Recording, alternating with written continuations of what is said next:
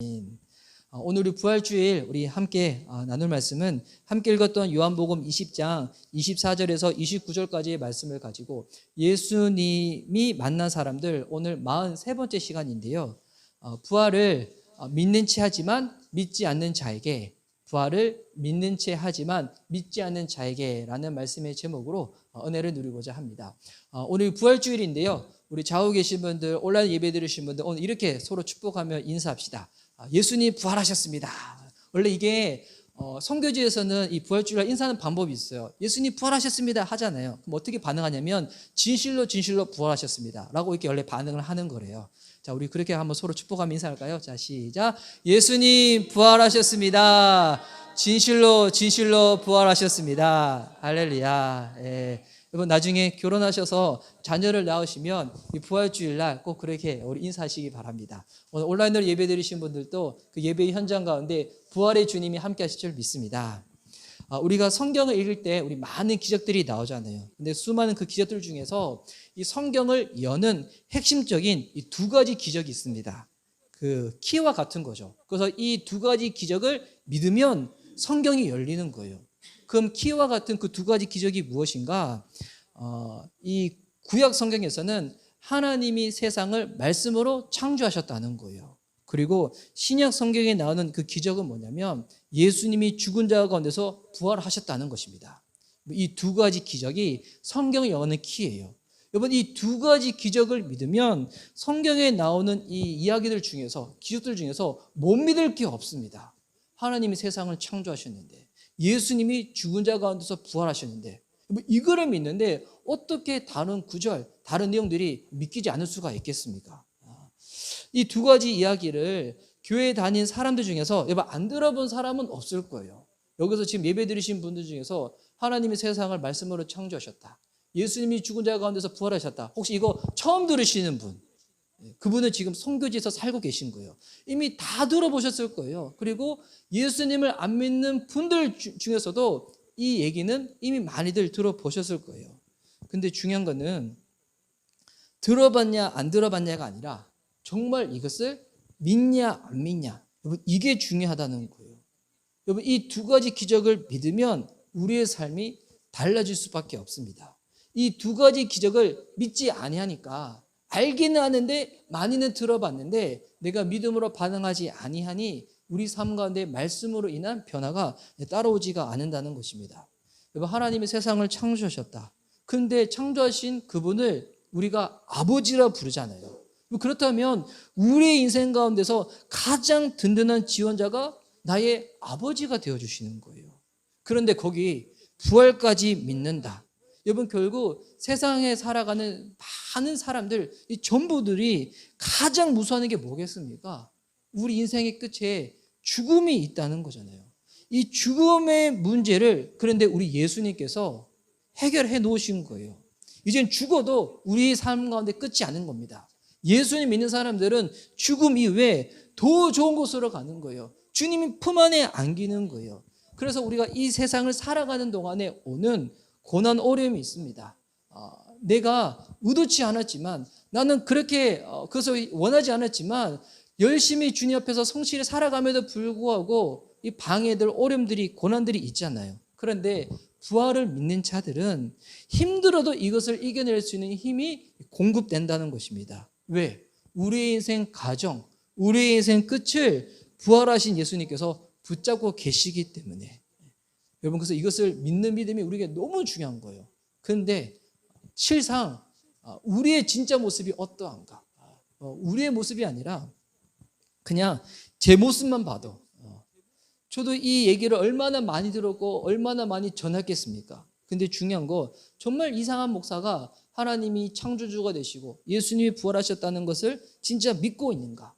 진짜 믿는다고 하면 의심 사라지고 두려움 사라지고 이 세상에서 걱정할 거 다 사라져야 되는데, 근데 실상 저의 모습 보면 이번 한 주간 살아갈 때 제가 두려워하고 걱정하는 모습이 전혀 없었을까요? 아니에요. 저도 그런 부분들이 있거든요. 지금 여러분의 눈빛은 목사님 전혀 그러지 않을 것 같아. 그런 눈빛으로 쳐다보시지만 마스크로 다 가려져 있고 눈만 보시니까 저는 다 그렇게 보여요. 그런데 저의 이 일주일의 삶만 보더라도 저도 무서워하는 게 있고 두려워하는 게 있고 걱정하는 게 있었거든요. 왜 그런 것인가? 모든 삶 가운데서 부활하신 예수님을 믿어야 되는데, 그런데 순간순간 믿음으로 반응하는 것이 아니라 자꾸 이성으로 계산으로 반응하는 거예요. 아무리 계산해도 우리 가정 먹고 사는 거 여보 이게 뭐 계속 풀리지가 않는 거. 이성적으로 생각해서는 답이 나오지 않는 거예요. 그러니 계산과 생각, 고민과 염려, 걱정과 한숨으로 이 사는 모습들이 제 안에 너무 많이 있거든요. 그러면 이게 과연 예수님 믿는 모습이라 말할 수 있는가? 여러분 그렇지 않는 거잖아요. 예수님 믿는데 계산하고 생각하고 고민하고 염려하고 걱정하고 한숨 짓는다. 이럴 때 어떻게 해야 될까요? 믿고 싶은데 순간순간 놓쳐버리는 거야. 믿고 싶은데 믿어지지가 잘 않을 때 이때 어떻게 될까요? 여러분 그것을 오늘 이 부활주일날 우리 함께 좀 다뤄보고자 합니다. 우리 부활절 하면 흔히 쉽게들 다루는 이 성경의 본문은 우리 이제 부활하신 예수님 그 사건을 많이 다뤄요. 여러분 잘 이제 저는 이 주일날 설교할 때 제가 어떻게 설교를 할지 이 주일날 설교표가 나와 있어요. 그래서 저는 설교 계획표대로 이번 주는 이 본문, 다음 주는 이 본문 해가지고 6개월이 이미 나와 있어요. 여러분은 모르지만 제 핸드폰에는 6개월치 설교 본문이 이미 다 나와 있어요. 이 주는 이 주는 이 주 다 나와 있는데, 그래서 원래는 오늘 또 처음에 나누고자 했던 이 본문은 요한복음 20장 오늘 읽었던 본문의 이 앞전에 있는 본문이었어요. 1절부터 18절까지 있는 말씀. 그 1절부터 18절 말씀은 예수님이 부활하시고 난 다음에 이제 이 빈 무덤을 제 아들이 찾아가거든요. 먼저는 마리아가 찾아갔는데 예수님이 시신이 안치되어 있는 그곳이 돌문이 제껴져 있고 거기에 예수님 시신이 없는 거예요. 이거 놀래가지고 마리아가 예수님의 제자들한테 예수님 시신 사라졌다 했더니 거기서 제자들이 막 뛰어가거든요. 베드로 뛰어가고 막 뛰어가 난 다음에 실제로 보니까 없는 거예요. 예수님이 무덤에. 그래서 그 모습 보고 마리아가 너무 슬픔에 벅차가지고 막 울고 있을 때 예수님은 어떻게 보면 너무 유머러스한 것 같아. 이 심각한 상황에서 예수님이 유머를 던지시거든요. 마치 이제 예수님 아니냐, 여자여 왜 울고 있냐고. 그때 이 마리아는 너무 이렇게 확 슬픔에 벅차있다 보니까 예수님이 이제 잘 알아채지 못하고 난 다음에 당신이 동상직이면 우리 예수님 시신 어디 있는지 좀 알려달라고. 그러면 비록 내가 연약한 여자의 몸이지만 그 시신을 안고 내가 가겠다고. 그때 예수님이 진짜 농담처럼 짠 내가 예수지 다 얘기를 해요. 그런 다음에 이 마리아가 예수님 장난치지 마세요 라는 장면은 성경에 나와있진 않지만 아마 그럴 수도 있었겠죠. 그렇게 하고 나서 이 마리아가 다시금 제자들을 만나고 난 다음에 내가 주를 보았다고, 부활하신 주를 보았다고 하는 내용들, 이게 요한복음 20장 1절부터 18절까지 나와 있는 본문이거든요. 원래는 이 본문을 가지고 제가 나누려고 했는데, 근데 이 주일 예배 설교를 준비하면서 주님이 저한테 주셨던 이 감동이 있어요. 어떤 감동인가? 이 부활의 사건을 아는 게 중요한 게 아니라 진짜 믿는 게 중요한 거잖아요. 이미 여기 계신 분들 중에서 예수님 부활에 대해서 못 들어보신 분들은 없잖아요. 근데 중요한 거, 정말 이것을 믿음으로 살고 있냐, 그렇지 않고 내가 순간순간 계속 놓쳐버리고 있느냐, 요거를 확인해야 되겠다. 주님이 그런 감동을 주셔서 그래서 오늘 본문을 바꿨어요. 오늘 읽었던 이 본문에 보면 우리랑 되게 비슷한 인물이 등장합니다. 우리라고 얘기하면 들으시는 분들은 좀 기분이 나쁠 수도 있어. 그래서 제가 약간 좀 더 정확하게 저랑 비슷한 인물이 등장해요. 누구냐면 디모데라고도 불리는 이 도마가 등장합니다. 여러분 아시다시피 여기서 도마는 주방용품 도마가 아닌 거 아시죠? 이렇게 얘기하면 아재 개그라서 많이 싫어하시지만 이 도마가 영어로 하면 토마스거든요. 도마에서 이렇게 비롯된 이름인데, 이 요한복음에 보면 도마가 여러 군데 등장을 하는데 등장하는 씬들마다 보면 우리의 모습과 비슷한 모습이 많이 있어요. 이 도마는 어떤 사람이냐면 분위기 파악 잘 못하고 본인의 감정에 되게 충실한 사람이에요. 그러니까 쉽게 감동하고 쉽게 고백하는 사람. 요즘에 이제 그런 사람도 있잖아요. 누군가 이성을 만나면 그 이성은 아무런 반응 보이지 않는데 혼자서 금방 사랑에 빠진 사람, 금사빠 같은 사람. 근데 이 도마는 금사빠는 아니고 금감빠라 해야 될까? 금방 자기의 감정에 충실해가지고, 그러니까 생각을 하잖아요. 그 가슴에서 뭔가 올라온다. 그 머리로 올라가기 전에 입 밖으로 툭 나오는 사람이에요. 이런 사람이 이 도마거든요. 그래서 이 요한복음 이 11장에 죽은 나사로를 만나러 가기 위해서 예수님이 배달으로 다 가시고자 할 때 도마가 뭐라고 고백하냐면, 우리도 주를 위하여 죽으러 가자고. 그러니까 별로 이게 깊게 생각을 안 하는 사람이에요. 가슴에 무언가 올라온다? 그럼 결단부터 하는 거예요. 저 이번 주 일주일 금식하겠습니다. 막 이런 결단. 제가 선교지 나가겠습니다. 막 이런 결단. 물론 좋은 거지만 전혀 고민하지 않고 그냥 가슴에 올라온다? 툭툭 내뱉는 사람. 이 요한복음 14장에도 보면 우리가 몇 주 전에 나눴었지만 예수님이 죽음과 천국에 대해서 나눌 때 이 전혀 이해하지 못하고 질문했던 사람이 누구냐면 이 도마였어요. 예수님은 지금 내가 너희를 위하여 거처를 예배하러 간다고 딱 말씀하셨는데 이거는 천국에 대해서 말씀하시는 거거든요. 도마는 전혀 이해하지 못하니까 뭐라고 이야기를 하냐면, 주님이 어디로 가는지 우리가 알지 못하는데 길을 어떻게 알 수 있겠냐고. 이 엉뚱한 이 대답 가운데 예수님이 정말 유명한 말씀하시죠.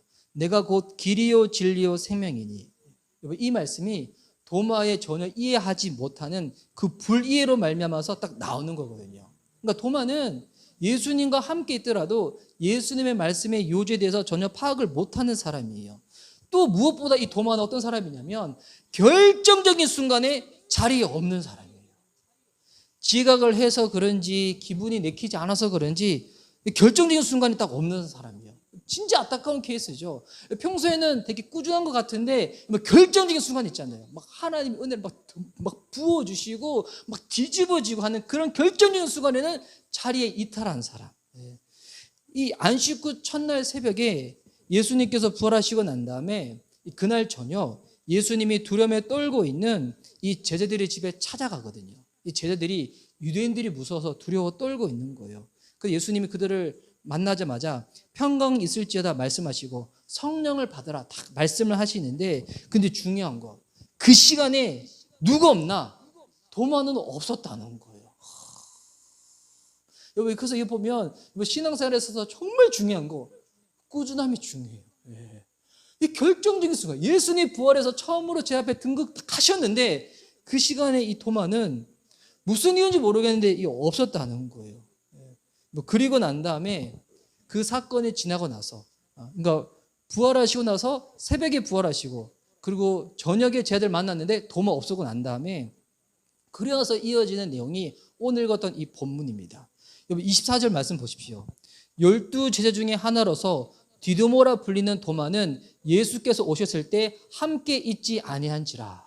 여러분 도마에 대해서 설명할 때 뭐라고 설명하는가? 예수님 부활하시고 오셨을 때 있지 않는 사람. 쉽게 말해서 결정적인 순간에 그 자리에 없는 사람. 이 도마라는 거예요.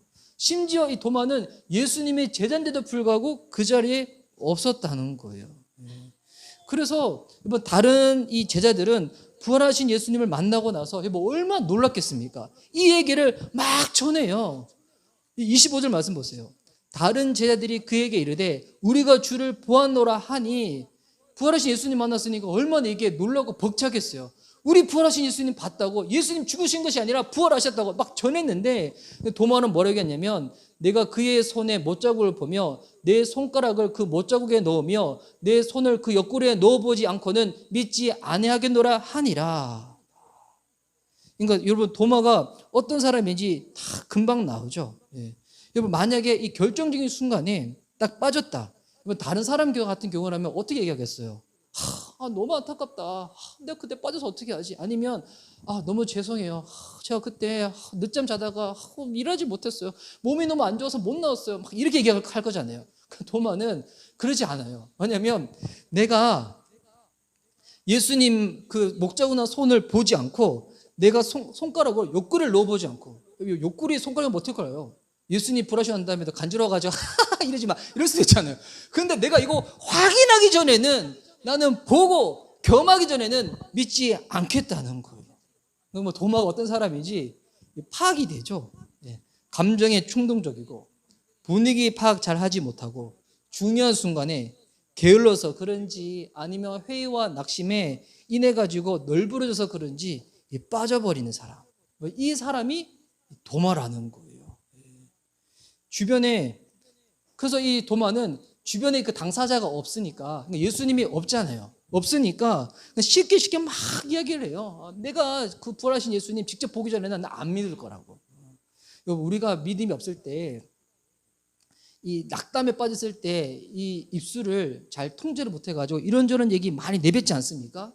근데 여러분, 이 오늘 본문을 보면 중요한 게, 예수님은 우리의 믿음 없이 내뱉는 모든 소리를 다 들으신다는 거예요.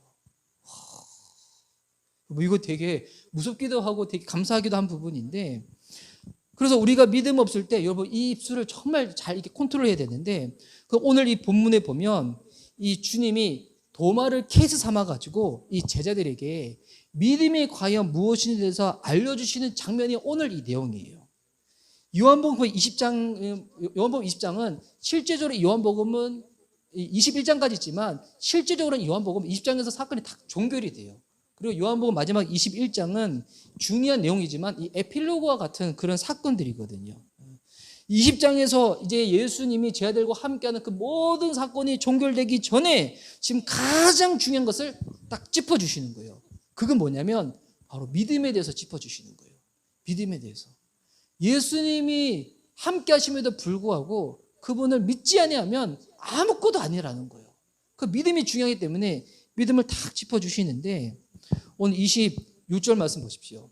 여드레를 지나서 제자들이 다시 집 안에 있을 때 도마도 함께 있고 문들이 닫혔는데 예수께서 오사 가운데 서서 이르시되 너희에게 평강이 있을지어다 하시고, 그리고 나서 8일이 지난 거예요. 제자들이 부활하신 예수님 만나서 8일이 지났는데, 여기서 8일이라는 숫자 자체에는 여러분 큰 의미가 있는 건 아니에요. 근데 왜 8일이 지나고 나서 딱 찾아오셨는가? 예수님이 기다리고 계셨던 거예요. 이 모든 제자들과 거기서 도마까지 빠지지 아니하고 다 함께 있는 그 시간을 예수님께서 기다리고 계셨던 거죠. 근데 그 8일 동안에 제자들도 들락날락 그랬던 것 같고, 가장 결정적으로 도마가 아마 그 자리에 계속 없었던 것 같아요. 그런데 이제 딱 날이 온 거예요. 지금 제자들뿐만이 아니라 도마까지 딱 있는 거예요. 그때 예수님이 딱 등장을 하시는 거죠. 예수님 딱 등장하시고 난 다음에 처음에는 먼저 인사를 꺼내십니다. 너에게 평강이 있을지어다. 아직까지 이 제자들은 부활하신 예수님 만났음에도 불구하고 이 마음이 두려움에 싹 사로잡혀 있었다는 거예요. 그러면 여보, 언제 이 제자들이 제대로 믿음이 싹 들어갔는가? 부활하신 예수님을 만났을 때가 아니라 성령 받고 난 다음부터 이제 그들의 믿음이 확 바뀌는 거거든요. 정말 굳건한 믿음에 대해서 딱 흔들리지 않게 되는 거예요. 그래서 여러분, 우리의 이 신앙이 흔들리지 않기 위해서 어떻게 되는가? 먼저는 말씀을 들어야 돼요. 그리고 십자가상에서 예수님을 만나야 됩니다. 죽으시고 부활하신 예수님. 그리고 난 다음에 성령을 받아야지 우리의 신앙이 흔들리지 아니하는 견고한 신앙이 된다는 것입니다. 그래서 이게 되게 중요한 거죠. 말씀 듣고 예수님 만나고 성령을 받는 거. 그리고 바로 콕 집어서 말씀하십니다. 인사하고 난 다음에 27절 말씀 보십시오. 도마에게 이르시되, 주님이 오늘 날 잡은 거예요. 도마 계속 오셨다가 도마가 딱 있는 그 순간에 도마한테 바로 딱 말씀하시는 거죠. 도마에게 이르시되 내 손가락을 이리 내밀어 내 손을 보고 내 손을 내밀어 내 옆구리에 넣어보라. 그리하여 믿음 없는 자가 되지 말고 믿는 자가 되라. 도마가 제자들에게 나는 보고 직접 만져야지, 옆구리에 손도 집어넣어 봐야지 믿겠다고 얘기했을 때 그 자리에 예수님 계셨어요? 안 계셨어요? 안 계셨잖아요. 그런데 예수님은 도마의 그 이야기를 직접 옆에서 들은 것처럼 이미 알고 계셨다는 거예요. 와, 여러분, 예수님은 우리의 모든 소리를 다 들으시는 주님이십니다. 여러분, 그래서 어떤 사람들이 우리가 생각과 마음속으로 나쁜 생각하는 거, 이거 왜 죄냐고 이렇게 생각하시는 분들이 있는데, 여러분, 우리의 생각과 마음속에서 일어나는 그와 같은 부분들도 사람들은 모르지만 예수님은 그 생각, 마음 아닌 소리조차도 다 보고 계시고 듣고 계시다는 거예요. 그래서 여러분, 평소에 우리가 생각 관리도 잘해야 되고요. 무엇보다도 입술을 잘 다스려야 됩니다. 주님 다 듣고 계십니다. 우리가 너무 이렇게 낙담할 때 그러잖아요. 죽고 싶다고, 다 끝나고 싶다고, 죽겠다. 여러분, 이 말 진짜 조심해야 돼요. 구약의 이스라엘 백성들이 계속 죽겠다고 했잖아요. 죽겠다. 실제로 그랬더니 하나님께서 어떻게 하셨습니까? 광야에서 다 죽음에 내어 버리시죠. 와, 여러분 죽겠다 하지 마시고 살겠다 하시기 바랍니다. 주님이 우리의 소리 다 듣고 계시다는 거예요. 반면에 이 시편에 보면 다윗이 정말 절망과 같은 환경에 있을 때 다윗은 어떻게 하는가? 그때 하나님을 찬송하거든요. 사울 왕이 죽이겠다고 올 때, 그의 아들 압살롬이 아버지 죽이겠다고 다가올 때마다 다윗도 절망과 낙담의 소리를 내뱉긴 내뱉어요. 근데 중요한 거는 내뱉는 것으로 끝나지 아니하고 그 소리를 바꿔서 하나님을 의지하거든요. 주님을 찬양하거든요. 주님 앞에 나와 살려달라고 간구하거든요. 주님이 다윗이 혼자서 외롭게 있는 그 믿음의 간구를 들으시고 어떻게 합니까? 다윗을 왕으로 다시금 재등극시켜 주시고 살려주시는 겁니다. 여러분, 이 예배 시간에 뿐만이 아니라 평소에 여러분 삶 가운데서도 여러분 입술로 계속 여러분 주님 앞에 도와달라고 간구하시기 바랍니다. 이 기도는 예배 시간뿐만이 아니라 우리의 평소의 삶 가운데도 주님께 계속 올려드려야 되는 거거든요. 여러분, 예배가 공예배가 있고 이 삶의 예배가 있는 것처럼 저는 기도도 공기도가 있고 삶의 기도가 있다고 생각하거든요. 이 공기도는 뭐냐면 이렇게 나와서 대표 기도하는 거. 또한 이 예배 시간에 말씀 듣고 난 다음에 우리가 또 이렇게 함께 부르짖으며 기도하잖아요. 여러분, 이거는 공기도예요. 여러분, 그때는 여러분 다 기도해요. 예배 시간에 기도한다. 기도의 시간에 기도한다. 여러분, 이거는 어렵지 않아요. 근데 삶의 예배 가운데서도 삶의 순간 가운데서도 계속 입술을 주님께 간구하고 도움을 요청하는 거. 여러분, 이것도 정말 필요한 부분들이거든요. 우리가 삶의 평소의 삶 가운데 주님께 간구하고 도움을 요청할 때 뻔뻔한 것 같지만 원래 자녀는 부모에게 뻔뻔한 존재예요. 맡겨놓은 거 없잖아요. 그런데 우리 집에 있는 1호, 2호, 3호도 아침에 눈 뜨자마자 엄마를 만나면 뭐부터 요구하는가? 뭐 먹어요? 아침 뭐 먹으면 돼요? 예. 맡겨놨어요? 맡겨놓은 거 없잖아요. 근데 자녀는 원래 그렇게 뻔뻔한 존재예요. 부모한테 요청하는 거죠. 도움을 구하는 거죠. 그럼 부모는 어떻게 할까요? 할 수 있는 능력이라면 도와주죠. 나쁜 게 아니면 해주고 싶은 게 부모의 마음이잖아요. 여러분, 우리 주님도 동일한 줄 믿습니다. 예배 시간뿐만 아니라 평소의 삶 가운데서 여러분 이 입술로 낙담의 소리, 불신의 소리가 아니라 도움의 소리, 믿음의 찬양, 믿음의 선포를 하시기 바랍니다. 우리 이번 한 주간 고난 주간 때 새날 경건 예배 때 가상 7연의 말씀을 계속 살펴봤었는데 이 가상 7연의 말씀 중에서 보면 성경에 어떻게 보면 성경에서 가장 뻔뻔한 인물이 누구냐면 예수님 십자가 죽으셨을 때 우편에 있었던 강도였거든요. 그 강도는 일평생 사는 동안에 예수를 위하여 한 게 아무것도 없는 사람이에요. 주일 성수도 한 번도 안 했어요. 헌금도 한 번도 안 하고 봉사도 한 번도 안 했던 사람이에요. 근데 그가 마지막 순간에 예수님께 도움의 요청을 잘한 것, 그가 하나 때문에 어떻게 된 거예요? 예수님을 인하여 구원받고 낙원에 있게 된 것이었거든요. 여러분, 자녀의 특권이 무엇인가? 주님께 도움을 요청하는 겁니다. 여러분, 평소에도 주님께 잘 기도하시기 바랍니다. 그러면 제가 여러분 질문 한번 던져볼게요.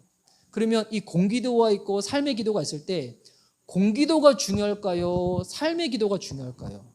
어느 게 더 중요할까요? 이렇게 딱 던지면 지혜로운 사람들은 늘 이렇게 대답하죠. 둘 다 중요하다고.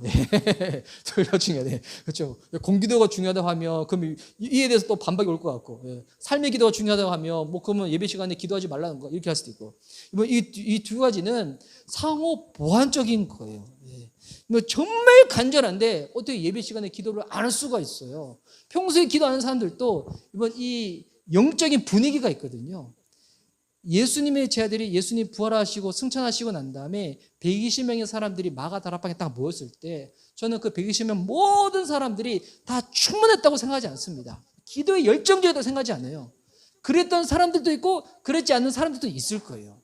그런데 그 영적인 분위기 휩쓸리니까 어떻게 되는가? 평소에 기도 안 하는 사람들도 기도가 터져버리는 거예요. 그래서 여러분 이 예배 시간에 나와서 함께 기도하고 찬양하는 게 너무 중요하거든요. 찬양할 때 보면 평소에 내 신앙으로는 고백할 수 없는 고백들 막 하잖아요. 오늘 함께 찬양하신 분들 그 고백했어요. 우리가 오늘 찬양한 줄 알아요?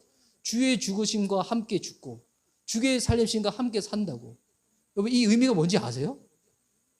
알면 여러분 심장이 터져버립니다. 그래서 설명하지 않을게요. 주의 죽으신과 함께 죽고 주의 살리신과 함께 살겠노라고 평소에 하지 못하는 고백을 찬양을 실어서 고백을 했잖아요. 여러분 이게 공기도의 이게 되게 장점이거든요. 내가 평소에 하지 못하는 거 믿음으로 선포하는 겁니다. 주님께 간구하는 거죠. 그리고 이 삶의 기도를 통하여 가지고 그 은혜로 주님께 감사하며 다 나가는 거죠. 와. 그래서 여러분 불신앙이 딴 게 불신앙이 아니에요. 정말 간절한데 기도 안 한다. 이건 있을 수가 없는 거거든요. 안 믿기 때문에 기도를 안 하는 거예요. 정말 하나님이 전능하시고 근데 전능하신 하나님이 정말 선하시다. 구할까요? 안 구할까요? 당연히 구하죠. 당연히 구하죠.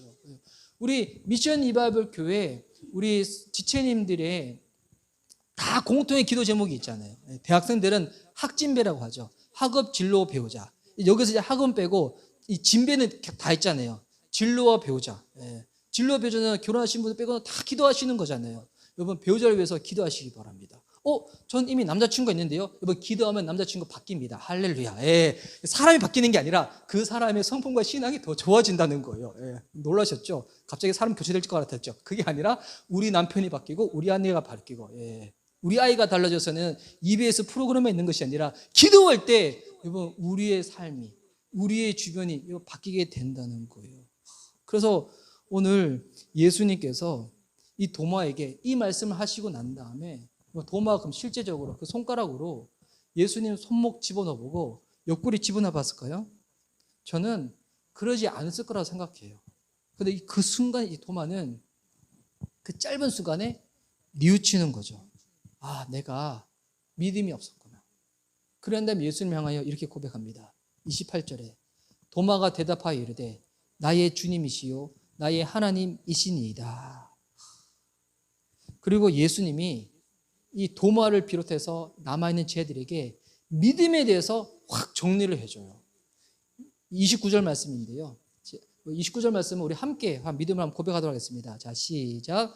예수께서 이르시되 너는 나를 본고로 믿느냐? 보지 못하고 믿는 자들은 복되도다 하시니라. 아멘.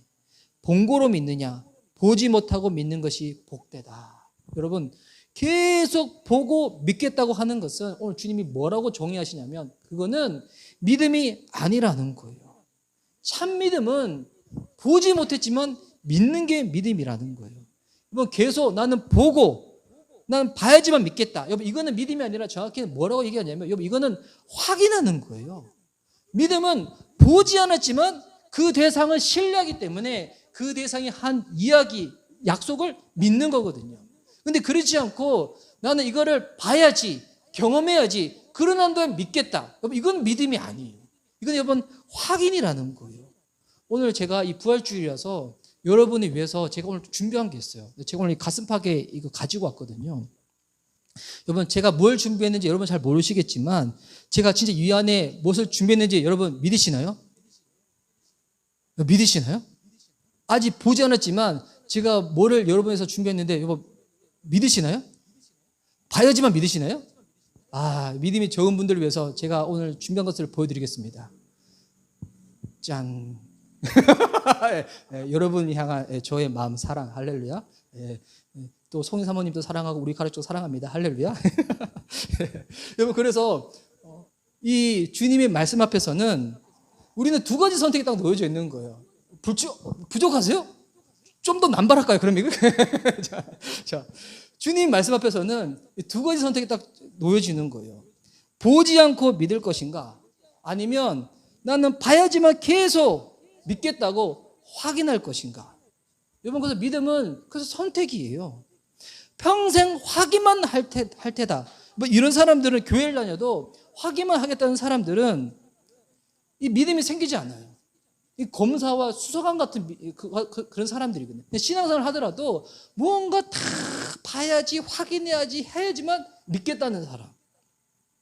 여러분, 우리가 처음부터 믿음이 생길 수는 없잖아요. 처음에는 영적인 경험을 좀 할 수가 있어요. 여러분, 기도했는데 뭐 응답을 받는다. 주님이 도우심을 간구했는데 딱 이루어진다.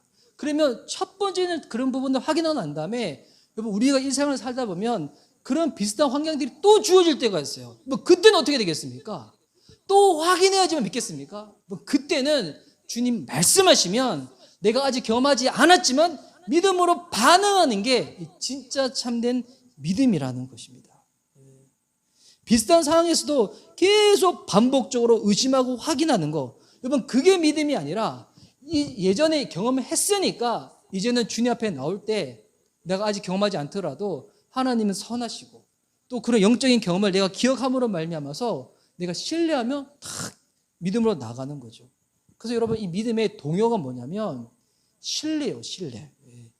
이 영어 성경으로 보면 믿는다는 표현이 영어로 보면 believe잖아요. 여러분 believe만큼 동일하게 적혀있는 영어 단어가 뭐냐면 trust예요. 신뢰한다는 것. 그 대상을 신뢰하기 때문에 그 대상이 말하는 모든 것들, 약속한 것들을 다 믿는 거예요.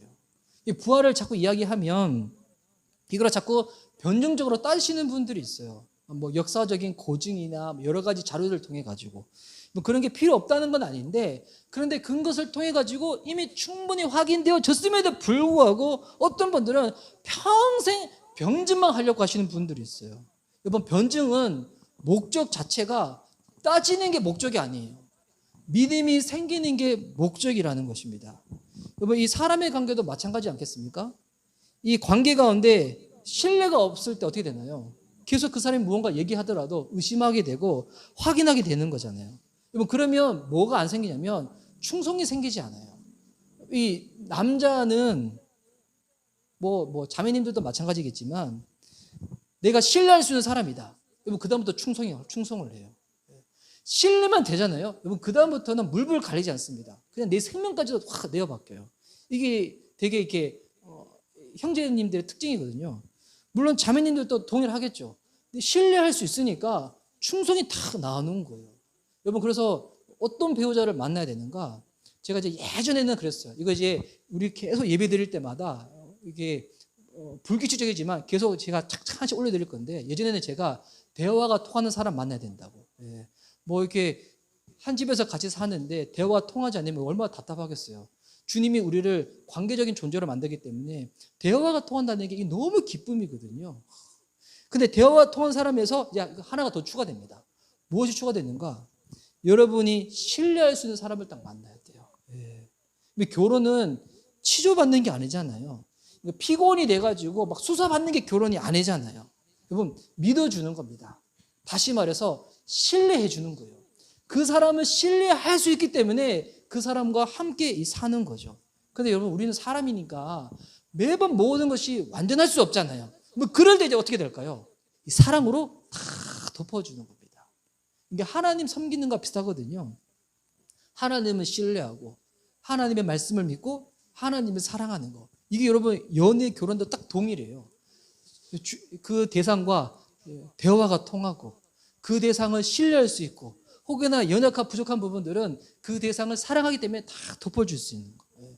그런 배우자, 또 지금 이미 교제하시는 분들, 결혼하신 분들은 여러분의 배우자, 여러분의 삶이 그렇게 될 수 있기를 주의 이름으로 축복합니다. 아멘이 안 나오시네요. 우리는 다 싱글로, 다 이렇게 독신으로. 여러분 그렇기 때문에 우리에게 있어서 영원한 신뢰의 대상, 믿음의 대상은 하나님밖에 없습니다. 주님밖에 없어요.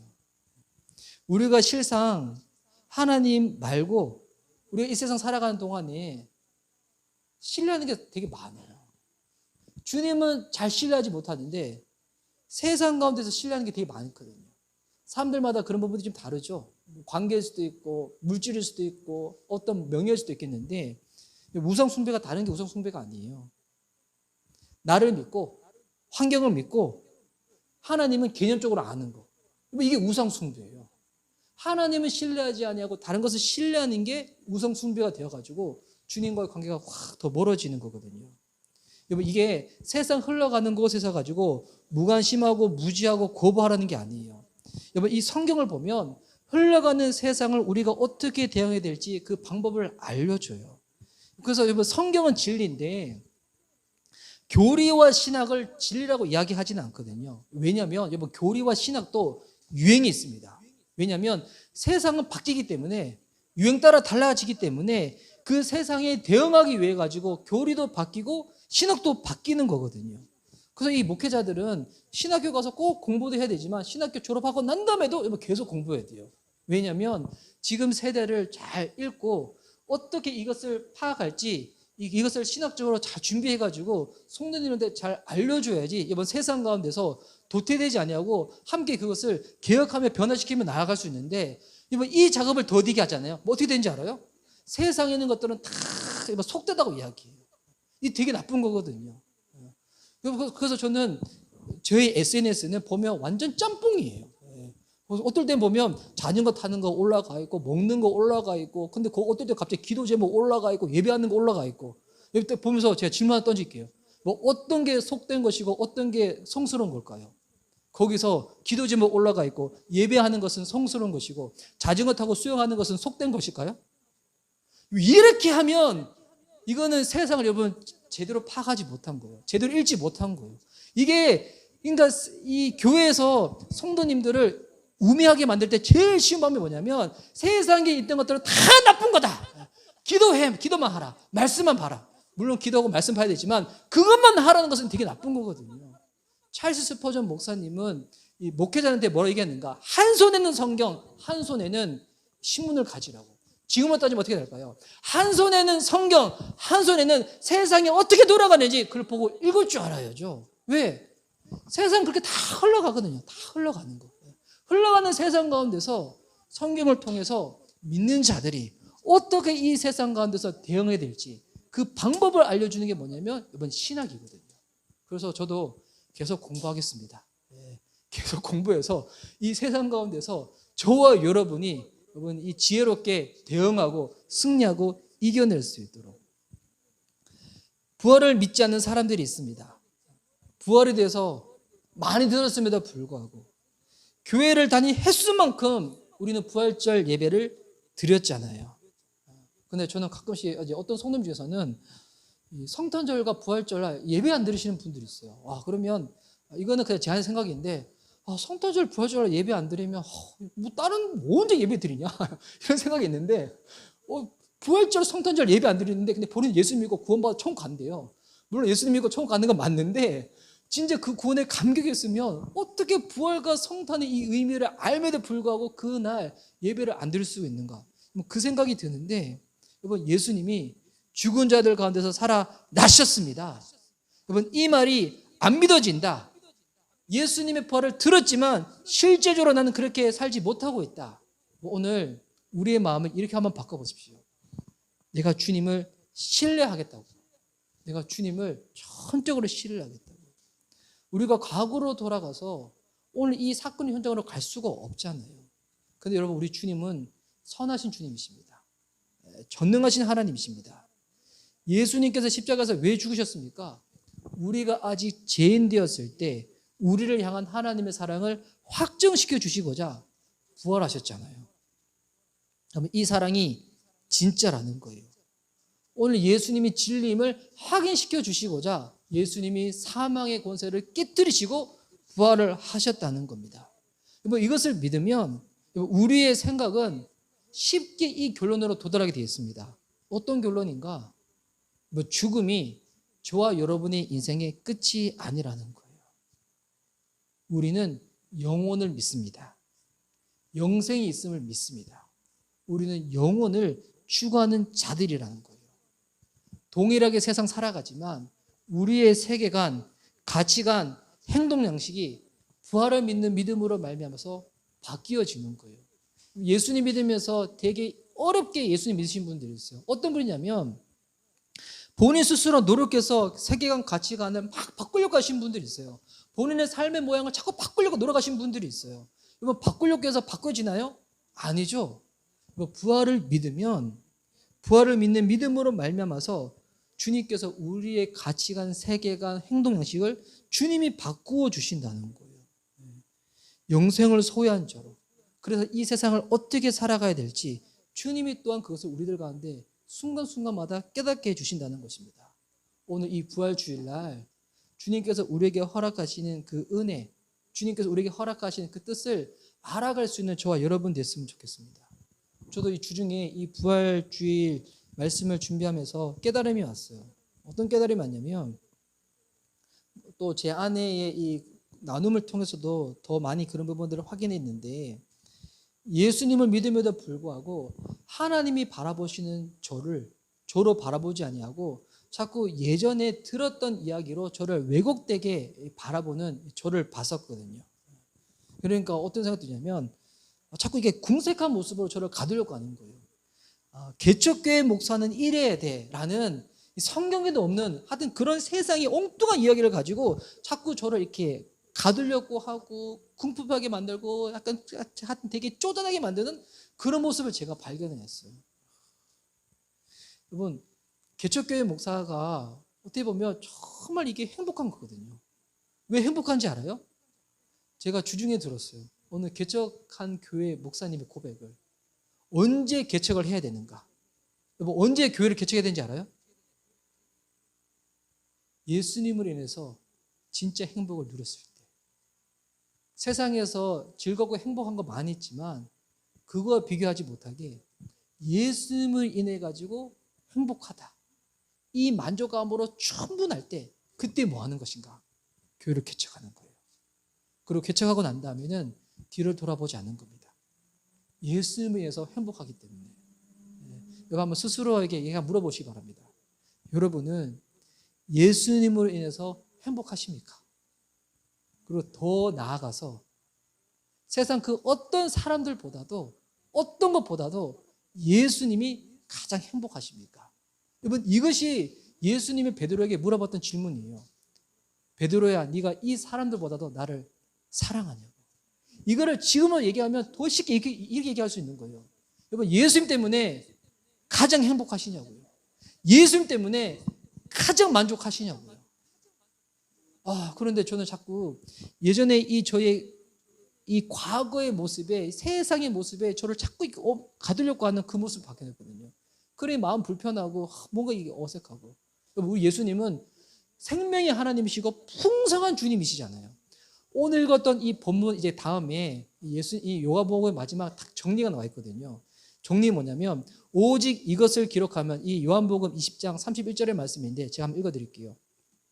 오직 이것을 기록하면, 요한복음을 기록한 이유, 성경을 기록한 이유는 너희로 예수께서 하나님의 아들 그리스도이심을 믿게 하려 하며, 성경 기록된 첫 번째 이유, 예수님 믿게 하기 위해 가지고, 그것을 끝나지 아니하고 또 너희로 믿어 그 이름을 힘입어 생명을 얻게 하려 함이니라.